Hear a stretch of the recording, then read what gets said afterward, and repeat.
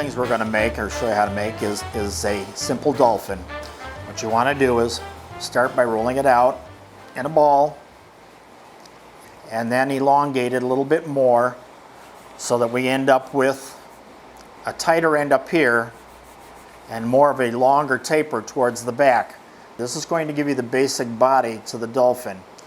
Then pinching the nose up in front and pinching it up on the top, that gives you that upper fin. And then start elongating the body down more and more until it becomes real tight at the base there. Then take your excess and kind of push it up a little bit to create the two sides of the rear tail fin. Now what you want to do is flatten it out at the very, very base of it. And you notice that I'm leaving it real thin along this back side and leaving kind of a ridge up here. This creates more of a believable fin when you're finished. And then take your sculpting knife that you're given and just circle it out, as you see, from the center of the fin, the center of the tail of the fin, and then flatten it out a little bit more to give it that extra body and length that you would see in the tail.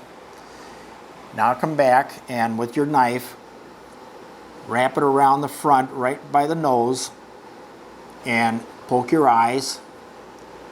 This gives the natural shape of the nose. And then again in the mouth area, this gives you the seam for the mouth so that when it dries you'll see it in there. And then with the leftover piece you create the fins for underneath him, rolling into the ball again first and then rolling it out on the table, tapering both ends so that you're fatter in the center. You're wanting to create the smaller portion of the fins on the outside edges, and then taking your knife and just roll it very lightly so it starts to divide it, but don't cut it all the way through. You want to create kind of like two little bottles there together, tapering them a little bit more at the end. Now you have the fins ready to be flattened out so that it creates that pointed fin like you would see in that of a dolphin. And then taking just a little bit of the glue,